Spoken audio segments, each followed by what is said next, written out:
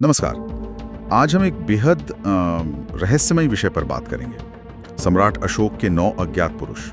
हमारे पास अशोक के 9 अज्ञात पुरुष नाम का एक लेख है, उसी से हम कुछ जानकारी लेंगे और इस पर गहराई से चर्चा करेंगे। तो ये कहानी हमें ले जाती है लगभग 232 ईसा पूर्व। सम्राट अशोक का शासनकाल था।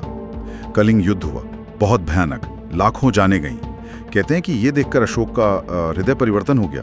उन्होंने हिंसा छोड़ दी, बौद्ध धर्म अपना लिया, शांति का मार्ग।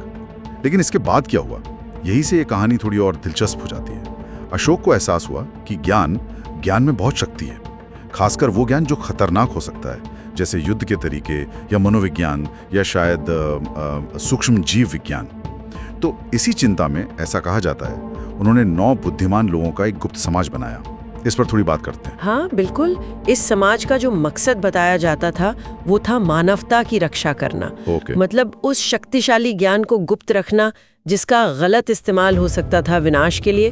तो अशोक ने 9 लोग चुने और हर एक को ज्ञान की एक खास शाखा सौंपी, उसे संभालने के लिए, बचाने के लिए। हाँ, और कहते हैं कि हर सदस्य को एक किताब सौंपी गई थी, है ना, जिसमें वो खास ज्ञान था। ये 9 क्षेत्र बड़े कमाल के थे अगर हम देखें तो। जी। पहला था प्रचार और मनोवैज्ञानिक युद्ध, मतलब कैसे विचारों को कंट्रोल किया जाए, लोगों को प्रभावित किया जाए।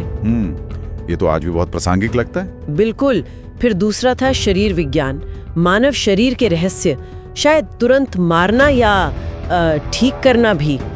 मतलब जीवन और मृत्यु पर नियंत्रण की क्षमता। फिर तीसरा सूक्ष्म जीव विज्ञान, ये तो और भी खतरनाक लगता है, घातक वायरस बनाना या शायद उनका इलाज खोजना। जी, महामारियों से जुड़ा ज्ञान। फिर चौथा था कीमिया या रसायन विज्ञान कह लें, धातुओं को बदलने का विज्ञान। सोना बनाने की अफवाहें भी थीं इससे जुड़ी भी। अच्छा, सोना बनाना। फिर 5वां था संचार, मतलब लंबी दूरी तक बात करने के तरीके। क्या पता, शायद टेलीपैथी जैसा कुछ। लेख में संकेत तो हैं। हाँ, हो सकता है। 6वां था गुरुत्वाकर्षण और उत्प्लावन, एंटी ग्रेविटी तकनीक, कुछ छिपे हुए भौतिकी के नियम। ये तो विज्ञान का था जैसा लगता है ना। 7वां था ब्रह्मांड विज्ञान, ब्रह्मांड, सौरमंडल और तो और समय यात्रा के रहस्य। समय यात्रा, ये तो बहुत आगे की बात हो गई। बिल्कुल। 8वां था प्रकाश, प्रकाश की ऊर्जा का इस्तेमाल, शायद लेजर जैसी तकनीकें। और 9वां समाज शास्त्र, समाज कैसे बनते हैं, कैसे बिगड़ते हैं और पतन को कैसे रोका जाए। यहाँ एक दिलचस्प बात ये है, जैसा आपने कहा कि ये सारा ज्ञान जो है इसके 2 पहलू हैं। ये मानवता की भलाई भी कर सकता है और विनाश भी। सही कहा। और कलिंग के अनुभव के बाद अशोक शायद इसी दोहरे पहलू को लेकर बहुत चिंतित थे, ज्ञान की शक्ति और उसकी जिम्मेदारी। लेकिन अब वो सबसे बड़ा सवाल आता है, क्या ये 9 अज्ञात पुरुष और उनकी किताबें, क्या ये सब सच था या ये बस एक मिथक है, एक अच्छी कहानी? देखिए, ऐतिहासिक तौर पर अगर हम बात करें तो इसका कोई सीधा ठोस सबूत नहीं मिलता है। कोई ऐसी खुदाई नहीं हुई, कोई दस्तावेज नहीं मिला जो सीधे कहे कि हाँ ये समाज था। अच्छा। लेकिन ये कहानी बनी हुई है, सदियों से चल रही है। कुछ लोग तो मानते हैं कि ये समाज आज भी है, गुप्त रूप से काम कर रहा है, मानवता की रक्षा कर रहा है पर्दे के पीछे से। वाह, क्या बात। हाँ, पर शायद ये कहानी इतनी स्थायी इसलिए है क्योंकि ये ज्ञान, शक्ति, गोपनीयता, इन सब पर गहरे सवाल उठाती है। ये हमें सोचने पर मजबूर करती है कि क्या सच में ऐसा कोई समूह हो सकता है जो इतने शक्तिशाली ज्ञान को नियंत्रित कर रहा हो। ये विचार काफी है सोचने के लिए।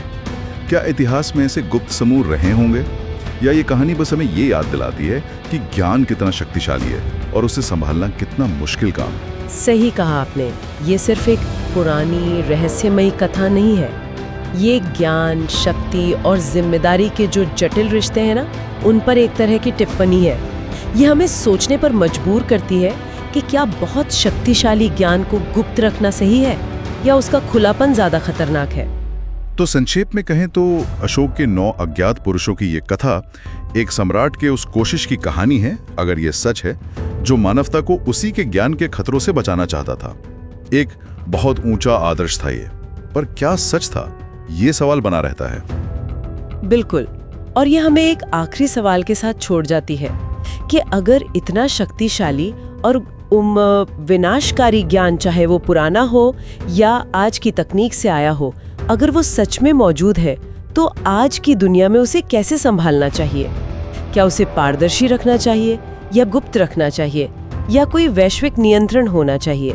ये एक ऐसा सवाल है जिसका जवाब शायद हमेशा मुश्किल और विवादास्पद ही रहेगा।